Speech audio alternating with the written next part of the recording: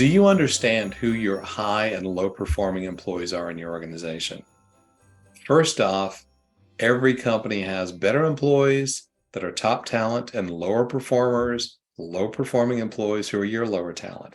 Every company, doesn't matter if you have 10 people or 10,000 employees, every company has some sort of a curve, a performance curve, and you have at the two ends of the performance curve, going back to math, a bell curve where it looks like a camel's hump, you have two ends, the top performing end and the low performing end.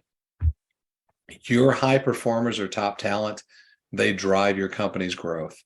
I could spend 2 hours talking about it, but I know for the sake of time, I won't do that today. But we have a lot more information on our website that can share information on that. Your low performers slow your company down. It's almost like the vision of a boat, and that you're actually trying to drive your boat on the local lake, and you actually have the anchor down. The anchor is going to cause major issues. It's going to slow you. If nothing else, is going to slow you down tremendously. If you still have the anchor in the ground on the bottom of the lake, it'll slow you down tremendously. So your low performing employees are like your anchor. They will slow you down. If your boat is running correctly with the anchor up, then that's your top performing employees who will help you grow and be much more successful. You have to manage both groups effectively. Manage your top employees so you keep them motivated, challenged, and you retain them. And that's a critical thing you have to do now, because a lot of employers are losing their top talent because they simply don't know how to motivate them, challenge them, or retain them on a regular basis. And on your low performers, make sure you're managing them, because that's where you spend most of your time.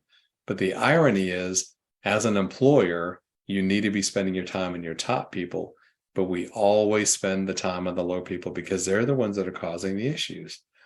But making sure you're very intentional about having a plan and having a performance plan to either coach them to be better or coach them to leave the company and join somebody else.